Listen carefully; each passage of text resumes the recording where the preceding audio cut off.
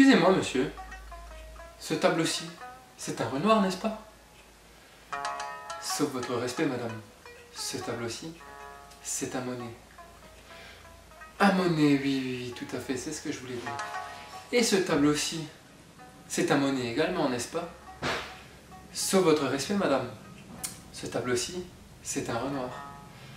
Un Renoir, tout à fait, j'ai confondu les deux. Et ce tableau-ci, c'est ses oreilles décollées, ses yeux asymétriques, ce nez difforme, cette bouche trop grosse. C'est un Picasso, n'est-ce pas? Sauf votre respect, madame. Ceci, c'est un miroir. Vous vous demandez certainement ce que vous venez de voir. Ça s'appelle du Rakugo. On en parle tout de suite, générique, et c'est parti.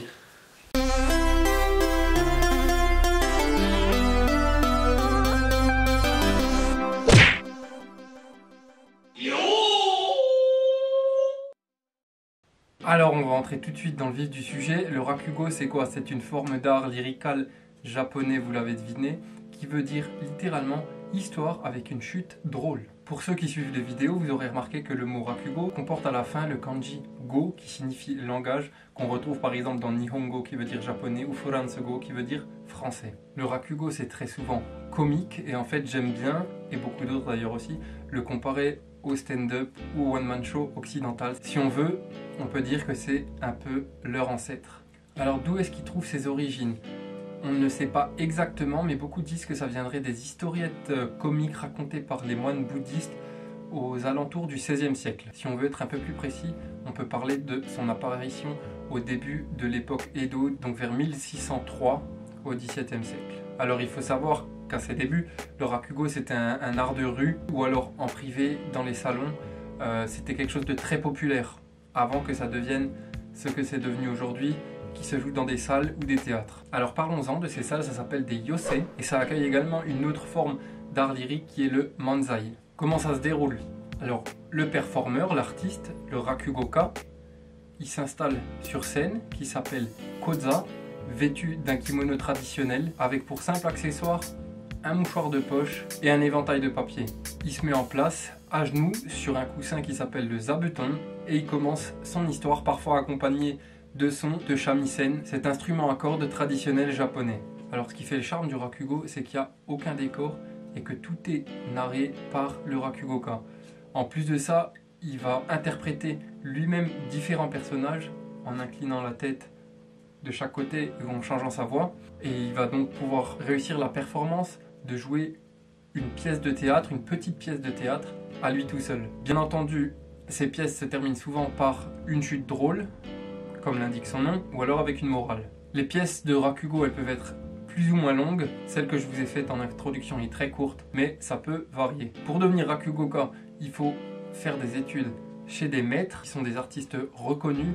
Les études durent à peu près 3 à 4 ans. Et avant que je me fasse insulter par les puristes, ce que j'ai fait moi en introduction, c'était simplement pour vous montrer ce à quoi ça ressemblait, et j'ai aucunement la prétention d'être artiste Rakugoka. Ce qu'ils font sont des performances que j'admire et que je respecte, et en aucun cas je prétendrai être à leur niveau. C'était simplement pour vous donner une idée de ce à quoi ça ressemble. Alors où est-ce que vous pouvez voir du Rakugo? À Tokyo, vous pouvez en voir dans 4 yosei, à Shinjuku, à Ikebukuro, à Ueno et à Asakusa, et à Osaka c'est à Tenjin. Donc c'est dans ces yosei là que vous pouvez voir les performances des environ 500 Rakugoka japonais à ce jour, qui sont pour la grande majorité des hommes. Il faut savoir qu'il existe très peu de Rakugoka étrangers reconnus, mais il y en a. Je vous mettrai quelques exemples en description, où vous pouvez chercher sur Google. Il y en a certains qui exercent cet art en anglais, voire en français. Vous pouvez voir, c'est assez drôle. Alors ce serait mentir si je disais qu'il ne faut pas être un minimum familier avec l'humour japonais pour comprendre et rire de cet art. Mais je trouve quand même que c'est assez grand public, et si vous voulez vous initier à quelque chose d'un peu méconnu dans la culture japonaise, je vous invite vraiment à aller voir des pièces de Rakugo. Sinon, je vous conseille un animé qui part de Rakugo, qui s'appelle Le Rakugo et la vie.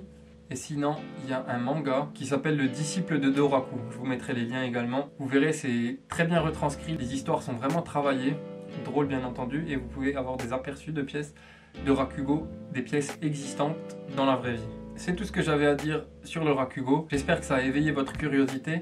Je pense faire une série de plusieurs vidéos sur des pratiques, des formes d'art, des sports, des jeux japonais. Si ça vous a plu, ça me réjouit. Si ça vous a pas plu, c'est pas grave. Dites-le dans les commentaires également. Pensez à vous abonner. Activez la cloche des notifications sur YouTube, suivez-moi sur les autres réseaux sociaux. Je vais vous faire une longue description avec plein de liens qui m'ont servi pour cette vidéo et des liens vers des vidéos assez drôles. Je vous invite à les regarder. C'était tout pour moi, merci beaucoup, peace, à bientôt.